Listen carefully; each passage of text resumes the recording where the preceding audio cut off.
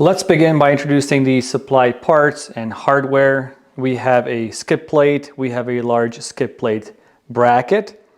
Then we have 3 M8 by 60 millimeters long tapered Allen bolts. And then we have 5 M8 by 20 millimeter long tapered Allen bolts. And 2 M6 by 16 tapered Allen bolts. The tools we're going to be using during the installation: ratchet extension, 5 and 4 millimeter Allen sockets, or you can use Allen keys if that's what you have. Okay, now we're going to install this large bracket. We have 3 mounting holes, 2 at the front, 1 at the back. So you have to find the corresponding holes in the oil pan and get your M8 by 60s ready. Then just by hand, thread them in one by one.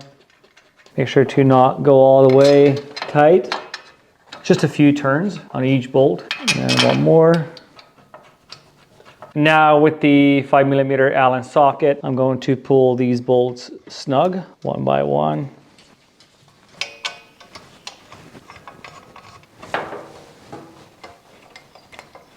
Now with the ratchet, we can tighten each bolt. Just pull them snug. As you're pulling these bolts nice and snug, make sure that you're torquing it evenly. Do not jerk on it, do not push on it too hard or pull on it too hard. Go at it evenly. You don't want to strip the bolt holes. Okay, next, prepare all the bolts with medium strength thread locker fluid. As you can see, I have a dab on each of them. And now I'm gonna go ahead and mount the skid plate. Once again, line up all the mounting holes and just turn each bolt a couple of times. Once or twice will do. And then once all the bolts are in place, you can begin to tighten, but not until then.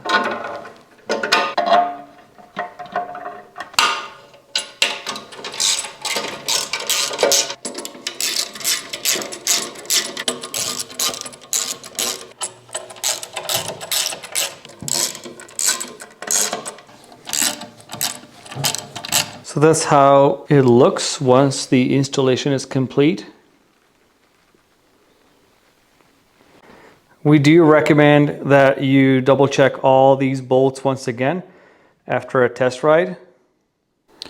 And should you have any questions, feel free to reach out to us via email info@outbackmotortech.com or call toll-free 877-931-3636. Thanks for watching.